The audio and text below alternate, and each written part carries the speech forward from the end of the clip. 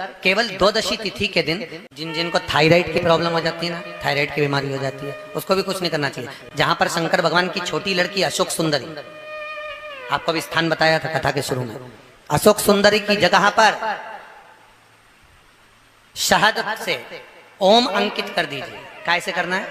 मात्र शहद से ओम अंकित कर कर भगवान शंकर के ऊपर जल चढ़ा दीजिए, नीचे एक पात्र लगा लीजिए, उसी पात्र में शहद और उस जल को, अभिषेक का जो पानी है, जल है, उसको झेल लीजिए। उस पात्र को लेकर केवल 12 तिथि के दिन दोपहर में 12 बजे उस पानी को पीना चालू कर दीजिए। 2-3 12 तिथि करिए, थायराइड की बीमारी में आराम लग जाएगा, बिल्कुल कहीं जाने की जरूरत नहीं। अशोक सुंदरी की जगह पर शहद का ओम अंकित कर देने पर भगवान शिव का स्मरण करना। 12 के दिन चावल क्यों खाओ? क्योंकि 12 के दिन जब हम चावल का पहला गासा खाएंगे, चावल का गासा जैसे हमारे मुंह में जाएगा तो जितने जीव उस चावल में रहेंगे उसको हमारी एक दिन पहले की एकादशी का पुण्य मिल जाएगा और वो जीवों का फिर जन्म नहीं होता, वो मोक्ष पा जाते हैं। उनकी फिर कोई जन्म 84 लाख योनियों में उनका कोई जन्म का क्रम नहीं रहे। पीपल के पत्ते को अगर एकादशी और 12 के दिन एक तांबे के पात्र में गला कर रख दिया जाए और उस पानी का आचमन 3 बार करा जाए तो जिसकी नाड़ियां चोक भी हो जाती है, डॉक्टर बोले इसका बाईपास करना पड़ेगा, उसको केवल 3 आचमन पानी एकादशी और 12 को पीपल के पत्ते का कराया जाए तो अंदर की नाड़ियां भी खुल जाती हैं। पीपल के पत्ते का इतना प्रमाण हमारे विष्णु पुराण में बंडाने वाला। जैसे चर्म रोगधारी व्यक्ति होता है ना, जिसकी चमड़ी सफेद पड़ जाती है, तो उसको क्या करना चाहिए? केवल हिंदू धर्म में केवल एक पीपल का वृक्ष है जिसका पराग झड़ता है और वो रात्रि को लगभग 10 बजे से 12 बजे के भीतर, 9 बजे से 12 बजे के भीतर पीपल के पेड़ के पत्ते का पानी झड़ता है। उसके नीचे एक थाली रख देना चाहिए और उस थाली में पीपल के पेड़ के नीचे रख दो और उसका पराग जब झड़ जाए वो पानी को बाल्टी में धो लो और धोने के बाद थाली को उस पानी से 15 दिन, 8 दिन, 20 दिन स्नान करिए। धीरे धीरे चर्म रोग समाप्त हो जाता है। सफेद जो चमड़ी पड़ी वो वापिस अपने रंग में आना चालू हो जाती है। चने की दाल जब हम दान करते हैं तो स्वर्ण के बराबर दान का, प्रॉपर्टी के बराबर दान का लाभ जीव को प्राप्त होता है। आज भी नारायण के मंदिर में बद्रिकाश्रम में 41 दाने चने की दाल के देने पर, अब कोई 41 तो गिनता नहीं इसलिए पोटली में बांध कर ले जाता है। जिस व्यक्ति की बीमारी खत्म ही नहीं हो रही, कभी पांव में दर्द आ गया, कभी कमर में दर्द आ गया, कभी पीठ में दर्द आ गया, कभी सिर में दर्द आ गया, कभी आंखों में तकलीफ हो गई, कभी दमा चलने लगा, सांस चलने लगी, कभी डॉक्टर को दिखाया तो थायराइड हो गया, कभी ब्लड कम हो गया, कोई प्लेटलेट कम हो गई, कोई कुछ हो गया, कोई कुछ हो गया, डॉक्टर को दिखाओ। डॉक्टर जो दवाई दे कुंदकेश्वर महादेव के नाम से उसको खाओ। तुमको ऐसा लगे कि ये शरीर का रोग तो समाप्त हो ही नहीं रहा, एक ना एक रोग चल ही रहा, ये रोग समाप्त होने का नाम ही नहीं ले रहा। पिपलेश्वर महादेव का नाम लेकर और पिपलेश्वर महादेव का नाम लेकर किसी भी शिवालय में, शंकर के मंदिर में जाकर एक बेलपत्र रखकर उस जो प्रसाद तुम बना कर ले गए हो, जो तुम भोग बना कर ले गए हो, उसका स्पर्श कर कर पिपलेश्वर महादेव का नाम लेकर शंकर को उस भोग को रखकर, बेलपत्र रखकर शिव जी को 7 बार एक ही लोटे का जल, केवल एक लोटे का जल 7 बार उत्तर की ओर मुख कर कर दक्षिण में खड़े होकर शंकर के शिवालय पर 7 बार एक ही लोटे का जल 7 बार थोड़ा थोड़ा कर कर उसको गिरा दीजिए, शिव जी के ऊपर चढ़ा दीजिए 7 बार। बाद में जो प्रसाद पर आपने बेलपत्र रखी है उसी बेलपत्री को उठाकर शंकर के शिवलिंग पर चढ़ा दीजिए। बाबा को प्रणाम करिए, बाबा मेरे शरीर का रोग समाप्त नहीं हो रहा। किसी भी दिन पिपलेश्वर महादेव का नाम लेकर वो चढ़ी हुई बेलपत्री लियाओ, प्रसाद लियाओ, घर पर आने पर जैसे ही घर के अंदर प्रवेश करो सबसे पहले बेलपत्री को चबा चबा कर खा लो। फिर वो जो प्रसाद है उस प्रसाद को 7 गासे थोड़ी थोड़ी देर में 7 बार में उसको खा लेना। बाबा देवाधिदेव महादेव का नाम लेकर, पिपलेश्वर महादेव का नाम लेकर प्रणाम कर कर जल का आचमन, हाथ की हथेली में जल लेकर 7 बार आचमन कर लीजिए और शिव का, पिपलेश्वर महादेव का नाम ले लीजिए। धीरे धीरे 15 दिन लगेंगे और 15 दिन में बीमारियां अपने आप कम होना प्रारंभ हो जाएगी और बाबा आपका हाथ पकड़कर आगे बढ़ाएंगे। शनिवार के दिन जो पीपल के वृक्ष में सरसों के तेल का दीप लगाता है, उसको शनि कभी परेशान नहीं। आज शनिवार का दिन है, पीपल के पेड़ के नीचे जाना और उस पीपल के वृक्ष के नीचे जाकर चींटियों को दाना देना, चींटियों को भाग देना और साथ में जल का सिंचन कर आना। माता प्रसूति ने जितने बच्चों को जन्म दिया, 60 कन्या माता प्रसूति के गर्भ से जन्मी। माता प्रसूति के गर्भ से पुत्रों का भी जन्म हुआ, पर जितनी कन्या और जितने पुत्र का जन्म होता था माता प्रसूति उनके गर्भ के समय पर पीपल के वृक्ष की परिक्रमा करती, पीपल के वृक्ष में दाना देती, पीपल के वृक्ष में जल का सिंचन करती, पीपल के वृक्ष में पूजन करने के लिए जाती। तो माता अगर मन में भाव होगा भगवान की भक्ति का, भले सामने पीपल का वृक्ष हो, पर भाव अगर मन में होगा तो भगवान संतान भी वैसी ही देगा। इंस्टाग्राम वालों ने, यूट्यूब वालों ने, फेसबुक वालों ने, टीवी वालों ने,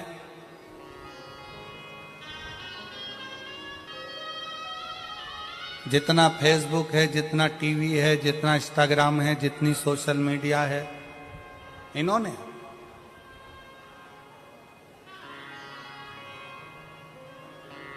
अभी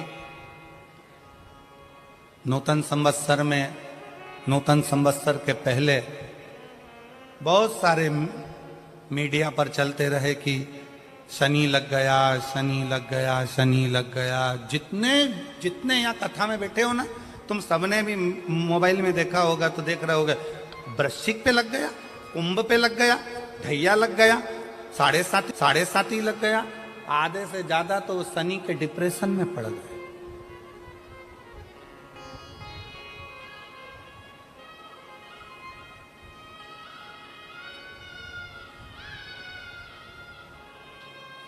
अरे भाई, शिव महापुराण की कथा को उठाकर देखिए, दुनिया के लोगों को शनि लगता है, शनि को शंकर लगता है।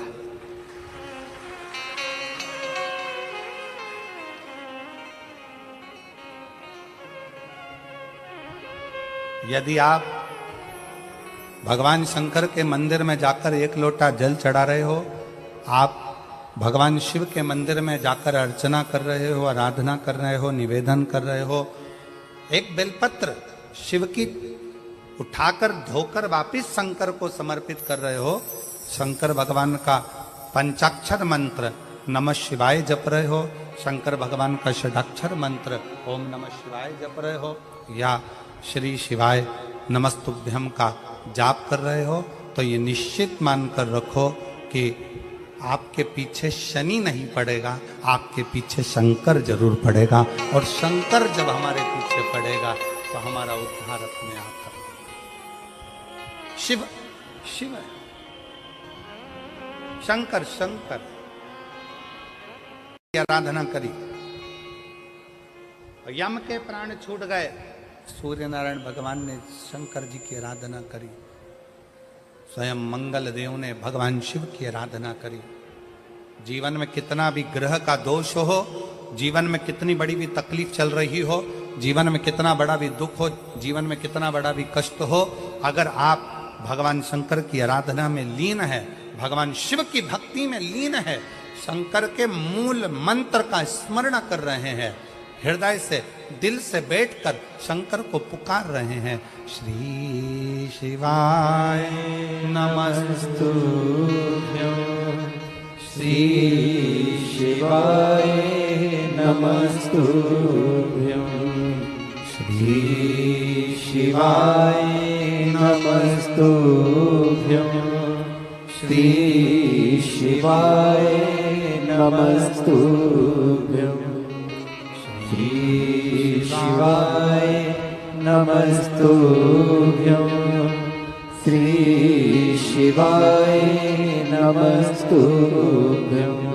श्री शिवाय नमस्तुभ्यं, श्री शिवाय नमस्तुभ्यं। आप एक भरोसा रखकर यदि भगवान शंकर की आराधना में डूबे हो तो निश्चित कितना भी दुख हो, कितनी भी तकलीफ हो, कितना भी कष्ट हो, कितना भी जीवन में कितना बड़ा भी दुख तुम्हारे सामने आकर खड़ा हुआ है, हृदय से उस परमात्मा को अगर पुकारा गया है तो दुख कटा जरूर है, समाप्त जरूर हुआ है, शिव की कृपा जरूर, दुख कटेगा, समाप्त।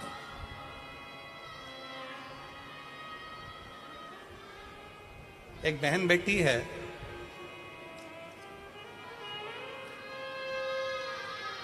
में नहीं लग पाता, हमारा मन तीर्थ में नहीं लग पाता, हमारा मन कहीं जाने का नहीं करता, दुकान छूटती नहीं है, घर छूटता नहीं है, व्यापार छूटता नहीं है, हमसे हमारा परिवार छूटता नहीं है, हमारा मन कथा में बिल्कुल नहीं लग पाता, हमारा मन भगवान के मंदिर में नहीं लग पाता, भगवान के भजनों में नहीं लग पाता, मत लगने, कोई बात नहीं।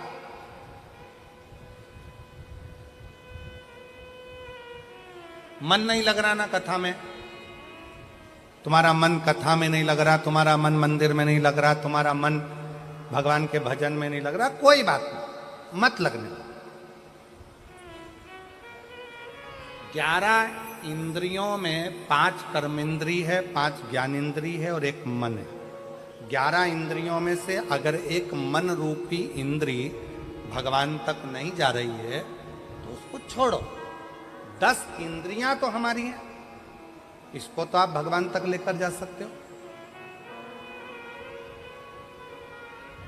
मन नहीं लग रहा, कोई बात नहीं, एक काम करो, हमारा मन कथा में नहीं लगता, हमारा मन मंदिर में नहीं लगता, तो अपनी नेत्र रूपी इंद्री को कथा तक लेकर जाओ। सुनने भले मत जाओ, अपने गांव में कथा हो रही है, अपने शाहदा में कथा हो रही है, अपने विश्वास नगर में कथा हो रही है, अपने आसपास के जितने क्षेत्र के लोग हैं, आपका मन कथा तक नहीं जा रहा, अपने नेत्रों को लेकर जाओ।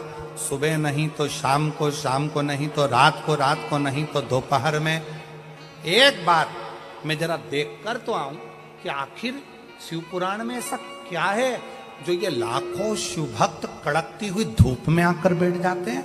मन नहीं जा रहा तो नेत्र लेकर जाओ।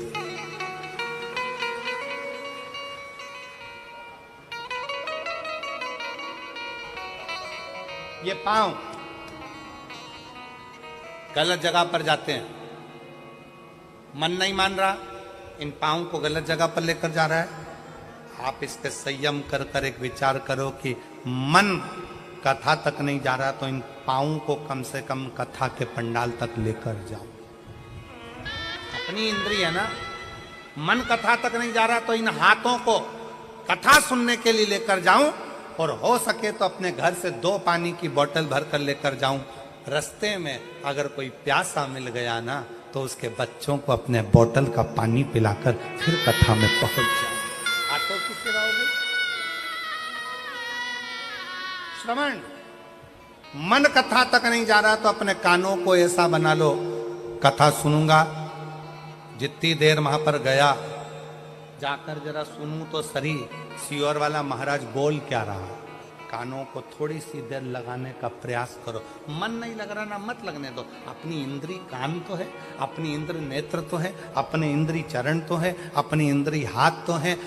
कथा में पहुंच गए, सब लोग बोल रहे थे क्या, श्री शिवाय नमस्तुभ्यं, श्री शिवाय नमस्तुभ्यं। भाव में पड़ा है।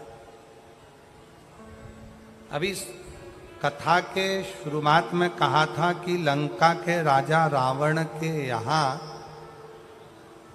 ऐसा कोई पाप नहीं था जो रावण के यहाँ नहीं होता, पर एक पुण्य लंका के राजा रावण के यहाँ होता था। वो पुण्य था शिव जी को 1 लोटा। बोल बम का नारा है, जम के बोलो जरा, बोल बम का नारा है, सारी समस्या का हल श्री शिवाय। जीव बहुत किस्मत वाले हो आप। आपकी किस्मत का मैं गुणगान नहीं कर सकता। इतने भाग्यशाली हो कि फागुन के महीने में, ये जिस फागुन के महीने में स्वयं महाशिवरात्रि आती है, जिस फागुन के महीने में स्वयं मां सती शिव से मिलने आती हैं, जिस फागुन के महीने में 64 योगनियां शंकर की साधना करती हैं, जिस फागुन के महीने में स्वयं बसंत भी शिव का गुणगान करती है, उस फागुन के महीने में तुम्हारे यहाँ 7 दिन की शिव पुराण की कथा। उस फागुन के महीने में मेरा बाबा तुम्हें खुशियों के रंग में रंगने के लिए आया है। उससे जो मांगना है दिल से मांगो, उससे जो कहना है दिल से, दिल से।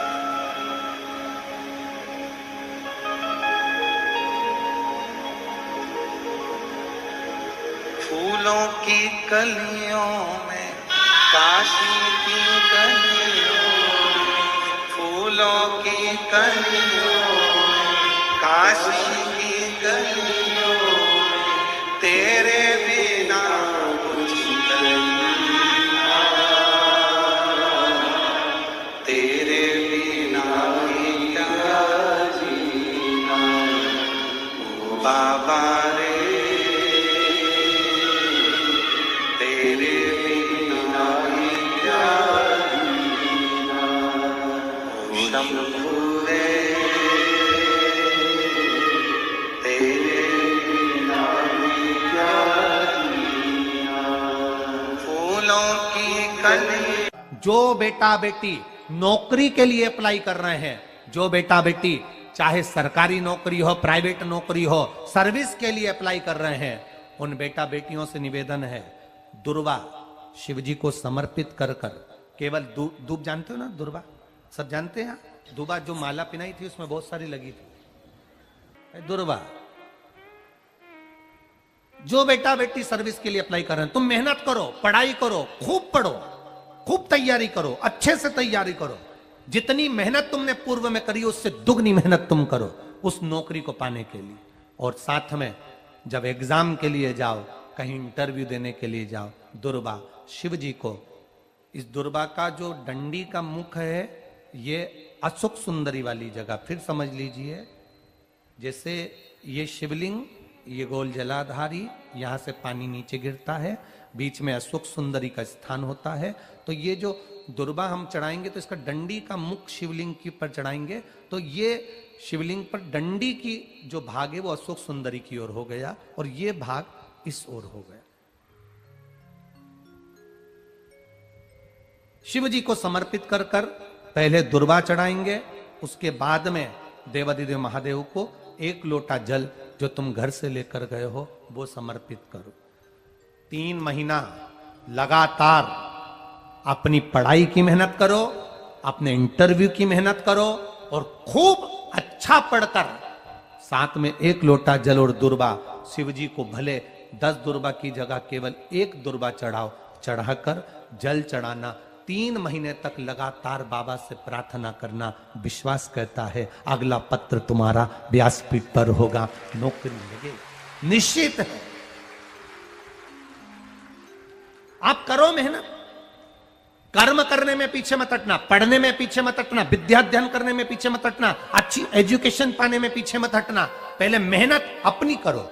पूर्व में जो इंटरव्यू दिए हैं उसमें जितनी कमी रह गई, अगली कमी को पूर्ण करने के लिए अच्छी मेहनत करो, खूब पढ़ो, खूब अच्छे से विद्याध्ययन करो और फिर बाबा पर समर्पित होकर जाओ, बाबा पर विश्वास कर कर जाओ, भरोसा पूरा कर कर जाना। इंटरव्यू देते समय अपना विल पावर मजबूत होना चाहिए कि मेरे साथ मेरा काल अधिपति महाकाल है, अब निकल कर मानूंगी। हम दुकान खोलते हैं, कपड़े की दुकान खोल रहे हैं, किराने की दुकान खोल रहे हैं, लोहे की दुकान खोल रहे हैं, भंगार की दुकान खोल रहा है, किराना की दुकान खोल रहा है, पान की दुकान खोल रहा है। हम दुकान खोलते हैं पर दुकान खोलने से पहले तुम्हारे 2 मन हो जाते हैं, चलेगी कि नहीं चलेगी, खोल तो लूंगी, चलेगी कि नहीं चलेगी। जिस दिन तुम दुकान खोलो 1 महीने पहले, 2 महीने पहले, 3 महीने पहले बाबा को दुर्वा चढ़ाकर 1 लोटा जल चढ़ाकर नियम बनाकर जाना, 3 महीने बाद में दुकान खोल रही हूं, 2 महीने बाद में दुकान खोल रही हूं और मेरा विश्वास कहता है दुकान चलेगी। जिस दिन तुमने विचार कर लिया कि दुकान चलेगी कि नहीं चलेगी, तो वो नहीं चलेगी। जिस दिन तुमने विचार कर लिया कि दुकान खोल रही हूं, मेहनत करूंगी, दिल से करूंगी, भले मेरे पास ज्यादा माल नहीं है, जितना माल खरीद के लाऊंगी उतना बेच कर बताऊंगी, क्योंकि मेरे साथ काल अधिपति महाकाल है, तो वो चलेगी। विश्वास दृढ़ करो, भरोसा पक्का करो। जिस दिन तुम्हारा विश्वास दृढ़ हो गया, उस दिन तुम विजय हो गए, उस दिन तुम आनंदता में हो गए। बच्चों का विल पावर कमजोर हो रहा है, दोस्त कह देते हैं सीए की पढ़ाई बहुत कठिन है, इंजीनियरिंग की पढ़ाई बहुत कठिन है, डॉक्टर की पढ़ाई बहुत कठिन है। साथ वाले ऐसे मत ढूंढना जो तुम्हारा विल पावर कमजोर कर दे। ये वाली फैक्ट्री खोलेंगे तो हो सकता है नुकसान हो जाए, इसलिए ये फैक्ट्री खोलने का मन नहीं हो रहा है। फैक्ट्री का सेटअप जम गया, सब कुछ जम गया, और मालूम पड़े, विचार करा कौन चलाएगा, कैसे होगा, कैसे चलेगी, तो वो फैक्ट्री कभी नहीं चलेगी। तुमने सोच लिया कि अपने क्षेत्र में नहीं है, मेहनत करूंगा, 4 चांद लगाऊंगा, कहीं पर भी जाऊंगा, पर जीत कर बताऊंगा, तो वो फैक्ट्री भी भग दौड़ेगी। निश्चितता है, आपका विल पावर कमजोर नहीं होना चाहिए। शिव महापुराण की कथा यहां तक कहती है, मंदिर में जल चढ़ाने जाओ तो अपने घर से जल लेकर जाओ।